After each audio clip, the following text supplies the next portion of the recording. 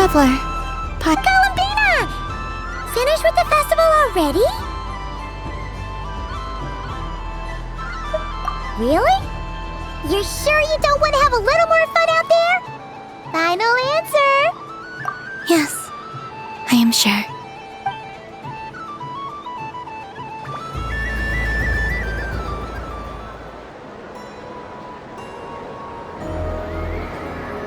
This was the most fun I've ever had on a moon prayer night. Everywhere I went, people were saying, "Welcome home," and there were friends at every turn. I only wish it could last longer than one night. Oh.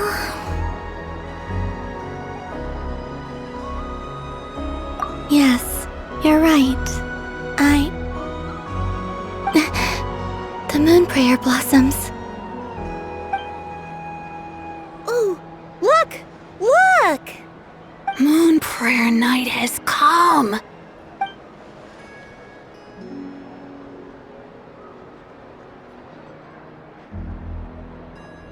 The moon.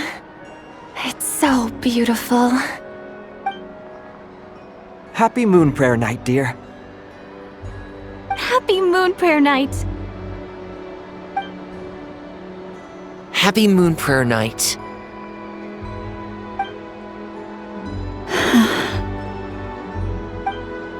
Aww.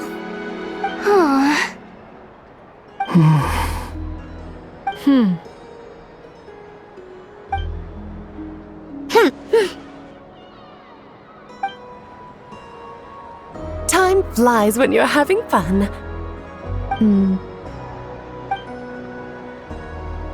Oh, looks like the time has come.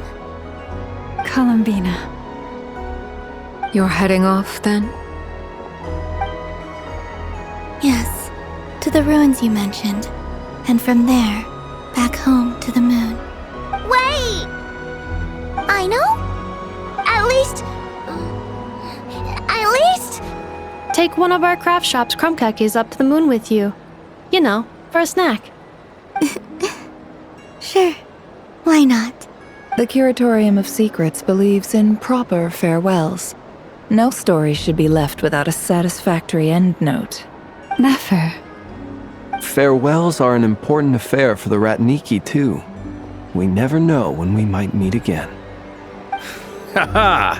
And here I thought grand farewells wouldn't suit tonight's mood.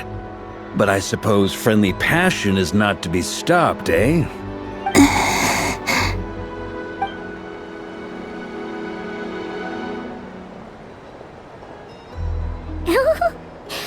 We made a little something for you, Columbina. Ta-da! What is it? A Moon Prayer Night greeting card with drawings by all of your friends. You did mention that you'd like a portrait done, so I took the liberty of creating one for you. I, meanwhile, did the portrait of Mr. Albedo, and Mr. Varka did the same for me. I mean, I think my work was pretty true to life, don't you think? The picture of Ashru was my doing. The two of you seem to get along rather well. Wait, was I the only one who did a full-body picture? That's so embarrassing. I did pictures of me and Anefa. I did my own portrait and one for Hat Guy. Plus, there's the two mages, Arlecchino and Sindrune. So, if you ever miss us, just flip the card open and we'll all be right there with ya. I don't know what to say. Thank you so much, everyone. This whole moon prayer night was more than I could have ever asked for. It is the greatest gift I have ever received. Lauma, I figured it out. Figured what out? Remember how the Frost Moon Scions used to use milk as invisible ink to write hidden messages? That was a very long time ago. Oh, are you saying? Yes. When I miss you all, I shall use moonlight in the same way, to write words that only you can see upon the moon itself. Wow, that sounds lovely. Quite. But how will we see them? Simply open your windows on nights when the moon shines bright, and the moonlight will naturally flow towards the words I have written. That sounds most fitting indeed. Very true to form. I'll try to write them in places that won't disturb your sleep. I, for one, would sleep all the better for having read one of your messages before settling down for the night. Exactly! So don't worry about disturbing anyone's sleep. Just promise you'll write to let us know you're okay, alright? All right. I promise.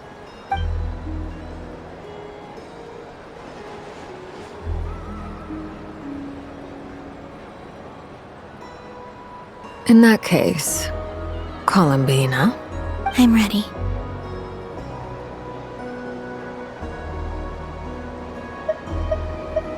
Very well. Let's go.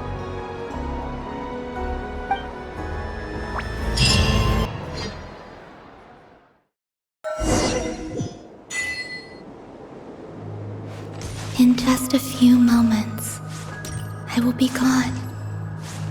I still don't know what to expect on the moon. Will I really be able to send messages to my friends? The Kuhenki, the animals of Nod Cry. I'll never get to see them again. I wonder where I'll be when the next moon prayer night comes.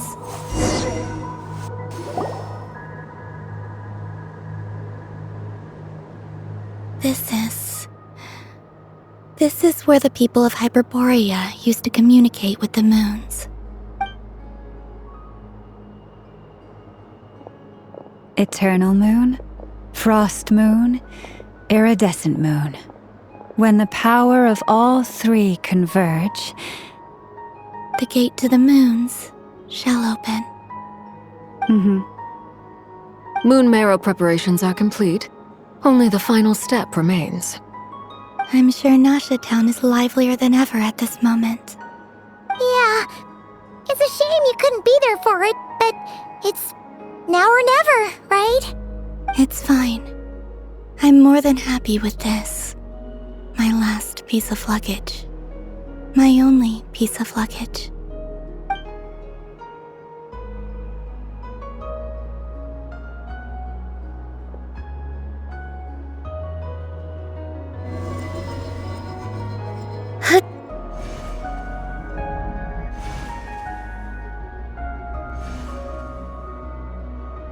I can already feel the moon calling to me.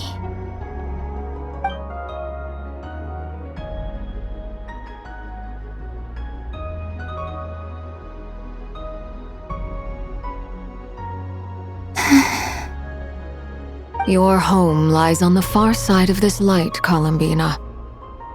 From now on, we will at last have a reason to pray to the true moon. Columbina, Yes? I'm listening. be sure to come back and see us when you get the chance.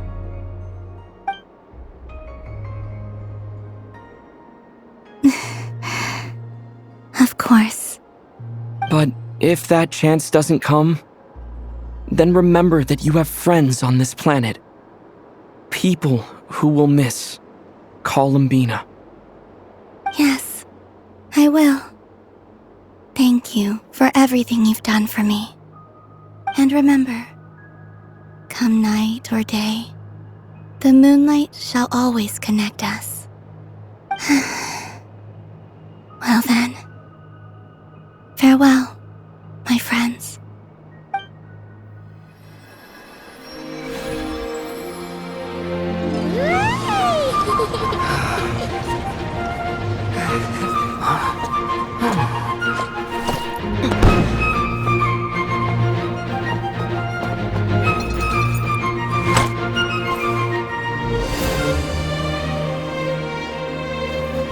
Thank you. This was my happiest night in Tevat. Farewell, Columbina.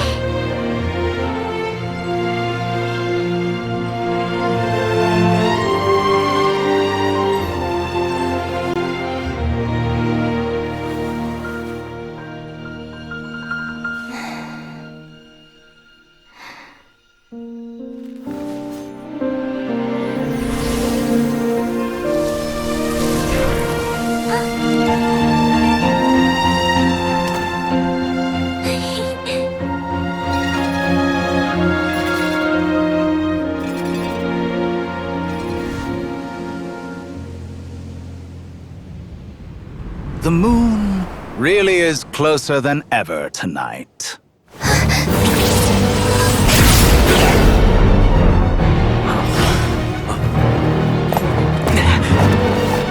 Columbina.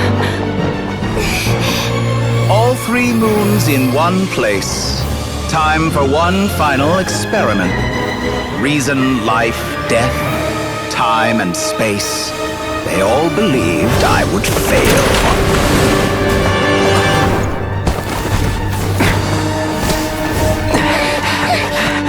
How could this happen? But Tevat's primordial power never did belong to the throne of heaven. And now, they are mine.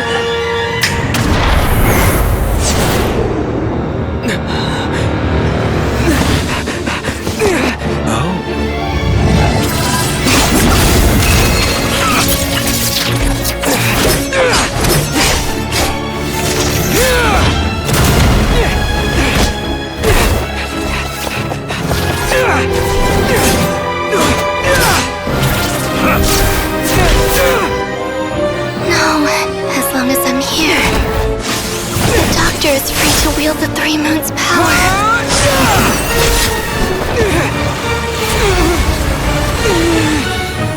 It's the only way.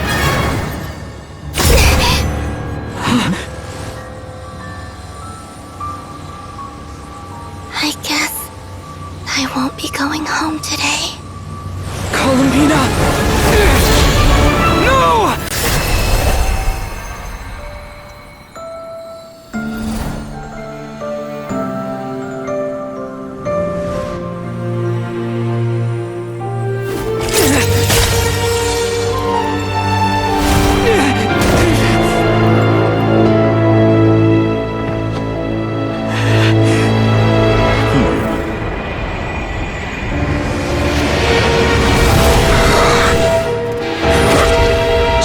World, do not try to control me!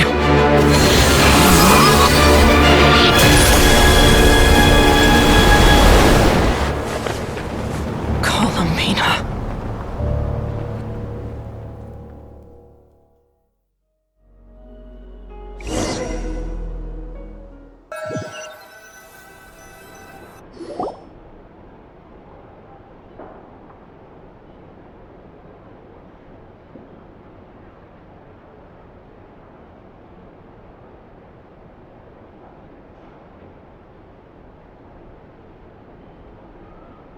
Are you all right?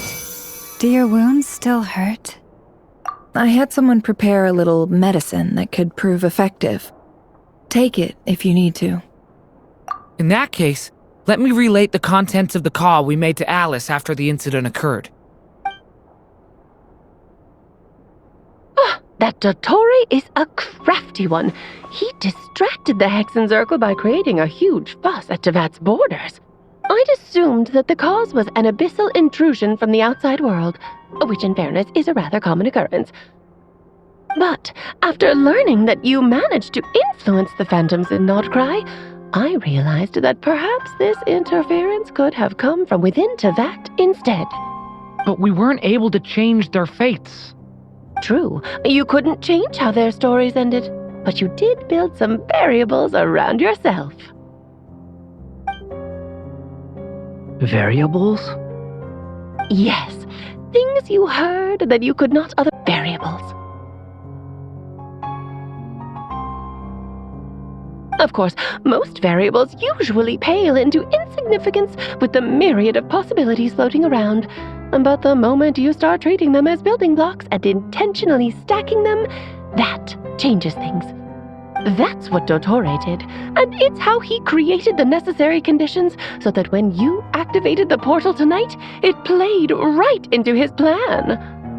However, we have no way of knowing exactly what he did. Yeah, we also need to ascertain Columbina's status. And that about sums it up. As I suspected, Dottore has disappeared completely. If it's any consolation, he wasn't able to control Columbina as he might have wished to. Oh no! What? He What? All we saw was Dottore appeared and used some kind of power. The next thing we knew, he and Columbina were gone and you were falling into the sea.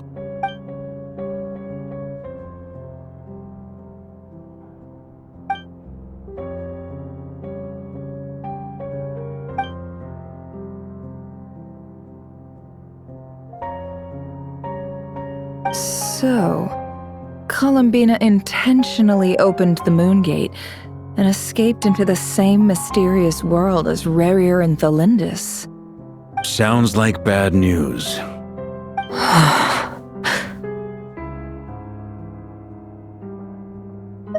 Seen in that way, the trilunar syzygy and Rarier's emergence, Dottore might have been pulling the strings in both cases. According to Miss Alice, he is attempting to transcend his destiny and finish an experiment that only a god might complete. An utter lunatic. Wait a sec, where's Hat Guy? Seems like he'd want to be here for this. He took off with the Dodo communication device after we spoke to Alice. He said he had a hunch that he wanted to investigate by himself. The look on his face was terrifying. I've never seen him like that before.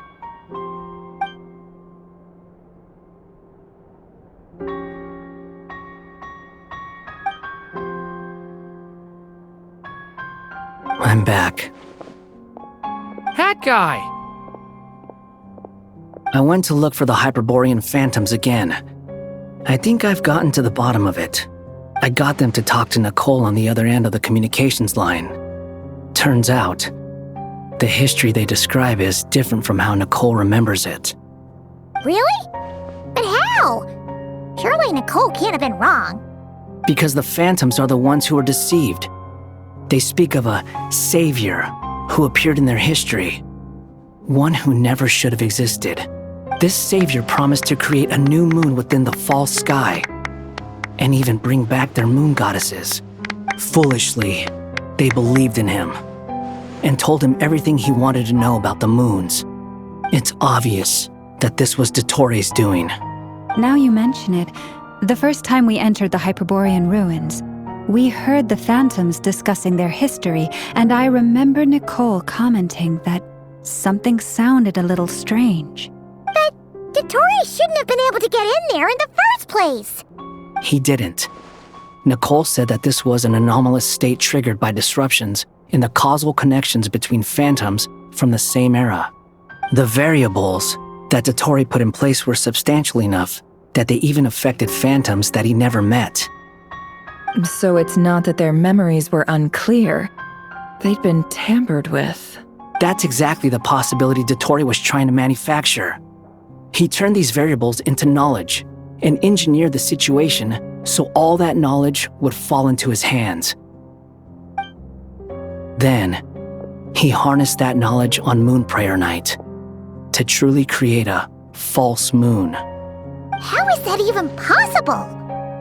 To be precise, he exploited a weakness in the way the spell works.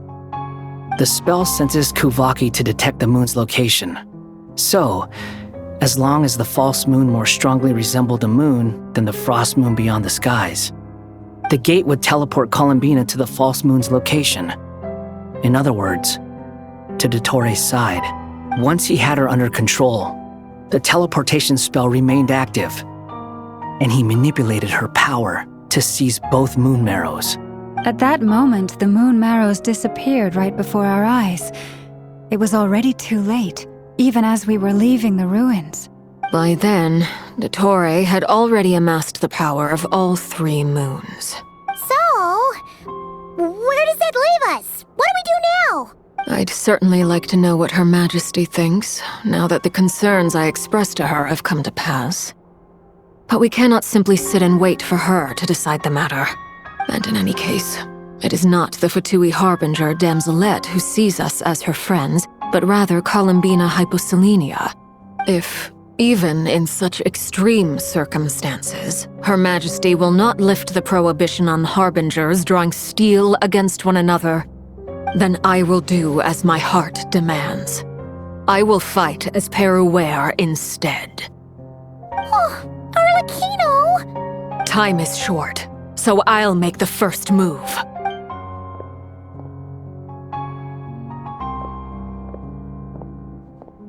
Whew. Even Arlecchino seems to be losing her cool now.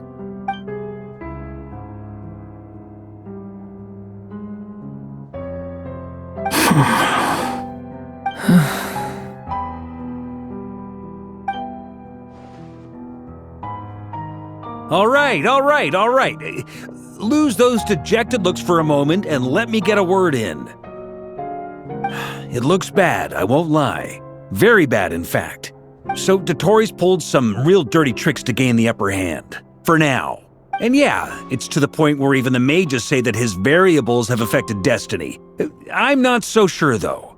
Many have told me that Tevat's destiny is fixed. And that does appear to be the case. Well, what makes Dotori so sure he'll be the exception?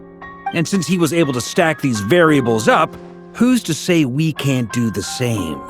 You of all people should not be discouraged, traveler from afar. This isn't over yet. And you're not alone in that. Everyone here does, whether they've spoken thus far or not. But none of us are the type to sit back and wait for the sun to shine again. That's exactly how a knight should roll. If they knock you down, you get back up and get back in it.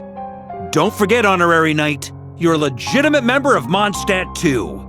Bark is right. This is far from over. Dotori's already way overdue a butt-kicking given his past shenanigans. And after this, he's earned himself a double dose. That's what I'm talking about. How's everyone else feeling? I'll use Kuvaki to investigate Columbina's whereabouts. I am not ready to give up either. Leave the intel gathering to me. Whatever happens within Nodcry's borders, when the Curatorium of Secrets wants to be in the know, we always find a way. Aino and I will do all we can to support you. We will attempt to reverse engineer Dotori's actions and seek a breakthrough that way. Alice and Nicole are busy dealing with an emergency at Tevat's borders, so they can't return just yet. But they're both very angry about this. They've asked Albedo and me to act on the Hexen Circle's behalf and do everything in our power to fight back against Dotori. Are you ready then? We're going to have to conduct a lot of research, even in the early stages. I'll do my best. As for me, I'm pretty familiar with Dotori's way of doing things, so I can try to predict his next move. I'll help with your investigation. Nice! Looks like we have our basic division of labor. I'll get in touch with Flints and Eatlua, get them to have a chat with their Starshina. It couldn't hurt to bring the Lightkeepers on board as well. At the same time, I'll pass on instructions to the Knights present in Nodcry to assist the Lightkeepers and other organizations in ensuring the safety of those living here. Yeah! We'll show him!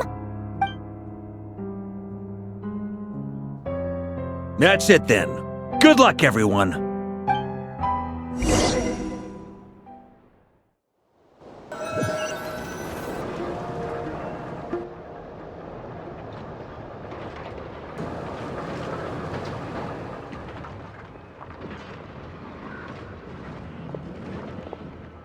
I never thought that Columbina would become my real name. It went from being a Fatui code name to something my friends call me. And remember, come night or day, the moonlight shall always connect us.